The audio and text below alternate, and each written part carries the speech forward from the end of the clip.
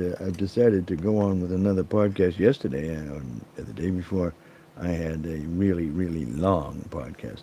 This will be fairly brief, and this is the way I intended the podcast to be, that they be short rants about what I would do as president.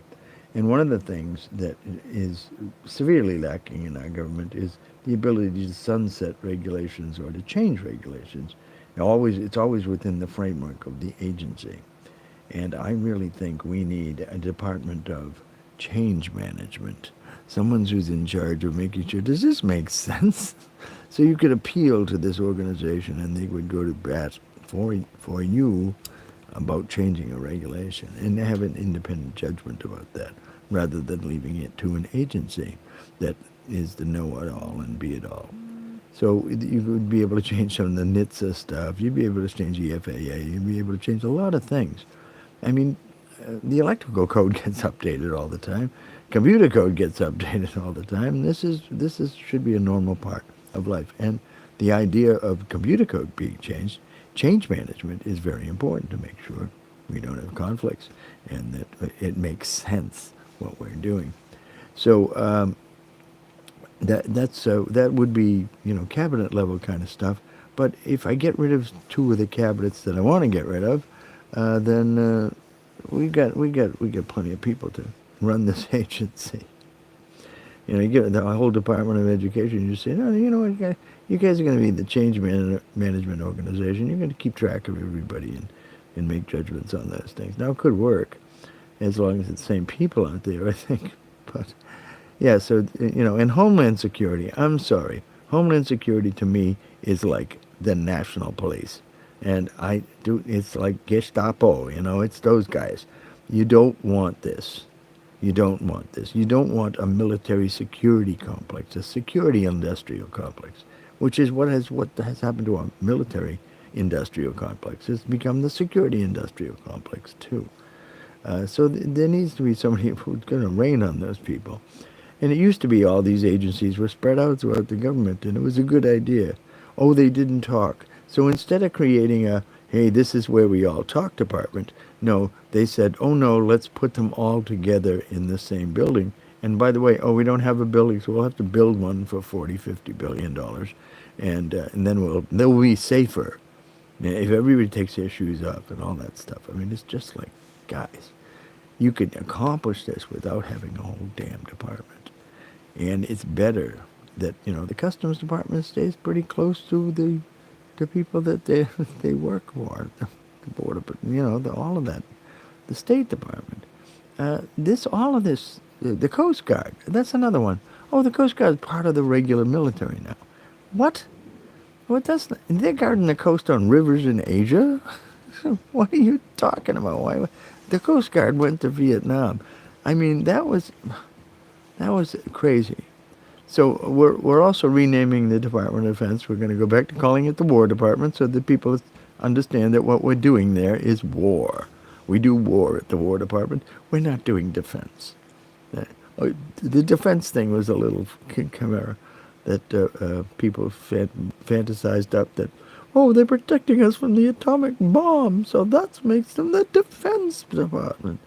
It's like, no, it was a semantic thing, just like in 1984, that the Ministry of Peace. We're the Ministry of Peace. We're in charge of making peace. How do you do that? By making war. It's like, no, let's call it the War Department. And I'm also in favor of breaking the Navy off of the whole friggin' thing. And saying, yeah, the Navy does help us in war, but the Navy has a big peacetime job. And that's important. I don't like the fact that we fashion in the National Guard into all of this stuff, too. Those were for domestic things. They weren't for, let's send these guys to Africa. Like, what? Oh, we want them all to be trained. It's a volunteer army now. Yeah, a volunteer army. Isn't that what happened in Rome? When they, it used to be Roman citizens had to serve some time in the army, and then they changed it, and they got the Visigoths and people like that to work for them. Yeah, we just conquered Germany. We're sending some Goths down there, and they want them to be in the army. Yeah, And pretty soon the army was, more non-Romans than it was Romans.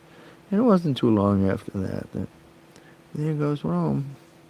So we are in that era right now. I think that people don't even realize that the fall of the United States is happening. The decline of the Western empires is happening right now.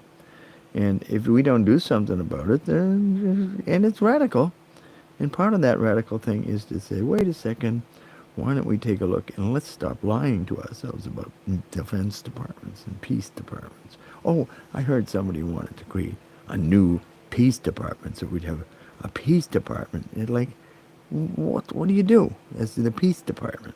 What does the peace department do? Oh, we promote peace. And how do you do that? Well, we shoot people. Oh, no. Just really, there's a lot of stuff that we should be rethinking. And and I'm happy to hear all the youngsters talking that, we got to reform the entire thing. And it's true, but not, you don't take things that work and break them. This is one of the silliest things that we do. We take something that works and let's break it. We needed to break it to make it better. Well, I'll tell you, they broke the phone company. Is the phone company any better? I don't think so. I think they do what they want. They used to be universal service. If you wanted a phone in Wyoming, you could get one. Yeah, see, it's true there were costs associated with it, but you would get one. Universal service was fairly much guaranteed that anywhere in the country. Well, that's not guaranteed anymore. Cell phones. I live 70 miles away from Boston, major metropolitan area. No, less than 150 miles away from New York. And cell service in our town and the surrounding towns is abysmal. Is there a reason for that?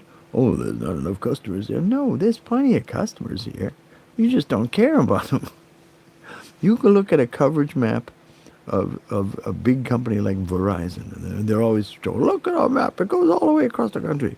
But they don't show you all the little holes in it. If you blow that map up, you'll see there's a whole lot of areas where there's little holes. And they don't care about those little areas. They really don't. There's nothing compelling them. The only thing that ever made the telephone companies or the power companies care about that was government regulation, public utility companies. And we need to take that to hand, Say, wait a second, maybe we need some of this stuff still. And that the whole sell-off of the wireline business by the telephone companies was essentially a theft from the people who paid for them, the ratepayers. The whole breakup of the phone company was all theft from the ratepayers. The ratepayers paid for everything that those companies owned. Everything. Did the ratepayers get anything back from it? No. No. No. It's so silly. They sold off the entire northern states of the New England Telephone Company like it was nothing. And all of that stuff was paid for by all those people for years. Who gets the return? Oh, nobody. We just get to take it all and make a new phone company that makes lots of money and has a cell phone business and makes lots and lots of money, and we don't care about the people that we don't serve. How does this all fit together? It doesn't. It doesn't. So these are kind of things that I'd like the change management department talk about. Hey, let's put some lead in the public utilities, the regulation of them. That we need to pay attention to those things. There is a social contract. We need to enforce a social contract. Part of when everybody got benefits from the company, it was like, you work for a company, you got benefits. It was normal. You got a retirement. When the retirement funds belong to the retirees, they put away this money in a fund and it belonged to the retirees until somebody decided, well, no, that really belongs to the company, and they started taking it. They'd have good retirement funds, or well-funded, good investments. They could go on and give cost of living raises and keep everybody great and happy. No. No. They took money from them. I'll give you one example. When Bell Atlantic took over New England Telephone and New York Telephone, NYNEX, they took a $9 billion charge against the pension fund. Oh, yeah. Oh, that was the company's money. And what about the retirees? I was promised, cradle to grave. I was promised that I would get cost of living increases. I'd have my benefits forever, never have to pay for them, etc., etc. Crazy. They just, oh no, that's gone. Then you put away this money into these funds, and then someone just took it. The company took it because it's really ours. The Supreme Court says so. It's like, no, that shouldn't be. It should be, it's a pension fund. It belongs to the pensioners. And the trustees of the pension fund should be responsible to those pensioners to say, no, you can't take that money. Sorry. Didn't happen. Should have happened. When everyone got benefits, medical benefits and things like that, those were all tax deductible to the corporation. They were taxed about anything they paid for these benefits, they could take off the taxes. Well, they took that away because they needed more money for the government. Well, it was working great. These people were getting benefits, and the companies were benefiting from giving benefits. Why don't we still do that? Well, because the government needs the tax money. Well, for what? For ridiculous schemes for new departments that don't do anything? For new departments that do scary things? Like Homeland Security? Yeah. And they're all in cahoots, the National Security Agency and all of that. And they're all together now? Man, the National Security Agency is separate, but they're directing these people. Homeland Security, indeed. And do you think they all talk together? I don't think so. And there's still a lot not talking about what they should be doing, be sharing these ideas. So I don't think building the Homeland Security Department made America any safer.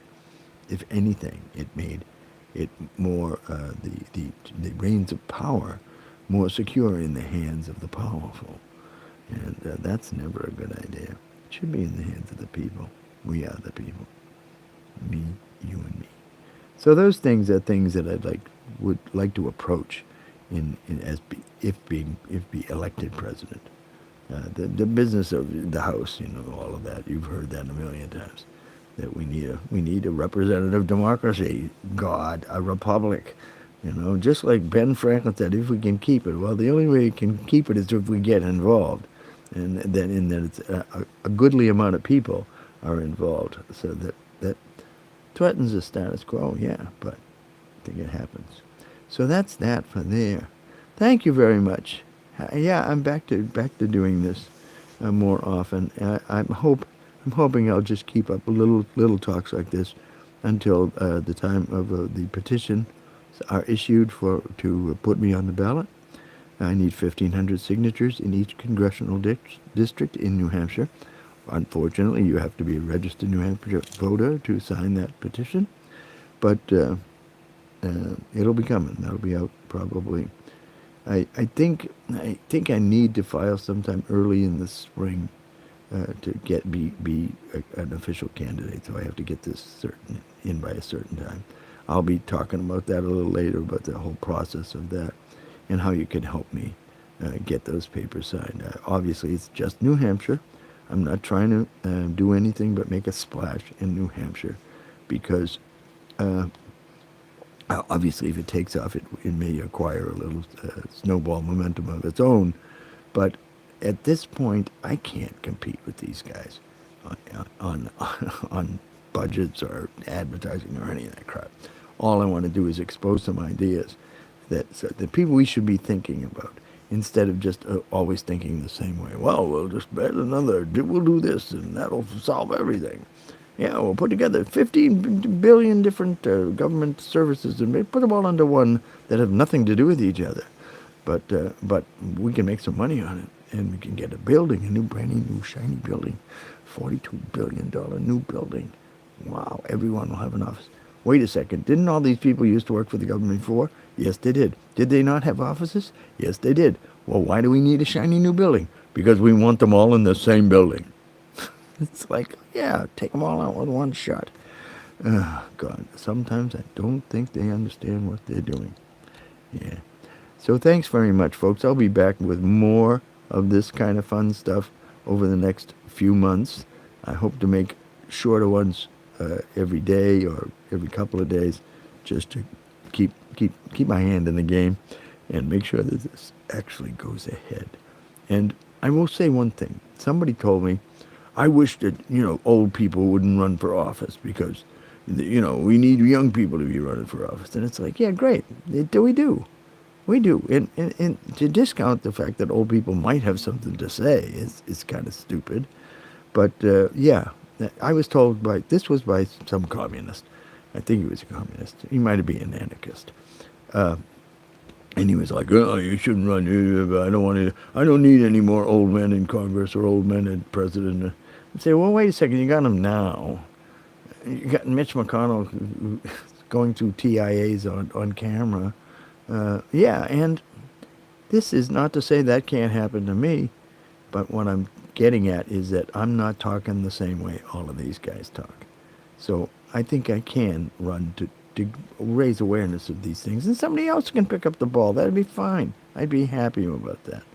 So don't tell me that I shouldn't run because I'm old, because I got time. A little, anyway. All right, thanks very much. This is the 98-year-old man.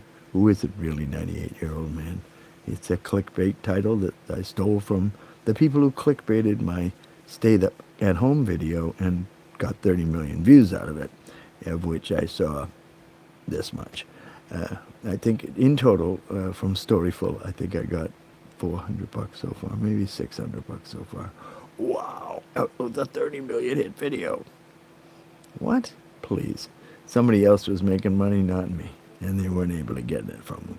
So that's that. Do I care? Not really. Thanks for stopping by and saying hello. I'll see you soon. Bye.